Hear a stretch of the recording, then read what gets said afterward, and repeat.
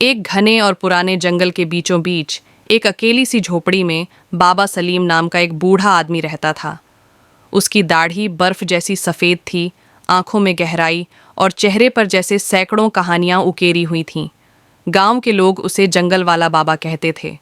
कुछ उसे समझदार मानते, कुछ उसे पागल समझकर मजाक उड़ाते। बाबा सलीम अक्सर कहता था, इस जंगल में एक रहस्य है, एक ऐसा सांप जो इंसानों की तरह सोच सकता है। लोग उसकी बातों पर हंसते थे, कोई उसे गंभीरता से नहीं लेता था, लेकिन बाबा की आंखों में एक ऐसा भरोसा था जो वक़्त से भी गहरा था। एक दिन जब जोरदार बारिश के बाद जंगल की जमीन भीगी हुई और हर तरफ सन्नाटा था, तभी पेड़ों के नीचे से एक अजीब सी सरसराहट सुनाई दी। ऐसा लगा जैसे कोई बहुत बड़ी चीज रेंग रही हो। परिंदे उड़ गए, जानवर छुप गए और हवा में जैसे डर घुल गया हो। उसी रात बाबा सलीम ने अपनी पुरानी लकड़ी की छड़ी उठाई, कंधे पर औषधियों से भरी थैली डाली और जंगल के उस हिस्से की ओर चल पड़ा जहां सदियों से कोई इंसान नहीं गया था। और फिर वो सामने आया, एक विशाल काले हरे रंग का सांप, इतना बड़ा कि उसकी लंबाई पेड़ों जितनी थी। उसकी आंखें लाल और चमकदार थीं। ये कोई आम सांप नहीं था, ये एक अनाकोंडा जैसा सांप था जो इंसानी भाषा समझता था और सदियों से जमीन के नीचे छुपा हुआ था। बाबा सलीम ने जोर से कहा, तो तू जाग ही गया?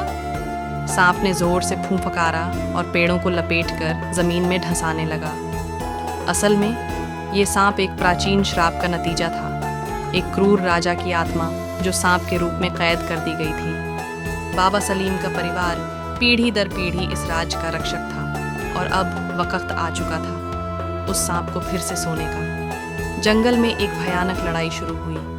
सांप ने जहरीली फूंकार से हवा को जहरीला बना दिया, लेकिन बाबा सलीम अपने मंत्र, दुआओं और औषधियों से डटा रहा। अंत में उसने एक खास जड़ी बूटी को जलाया जिससे नीला जहरीला धुआं उठा और सांप कमजोर पड़ने लगा। जहां से आया था वहीं लौट जा।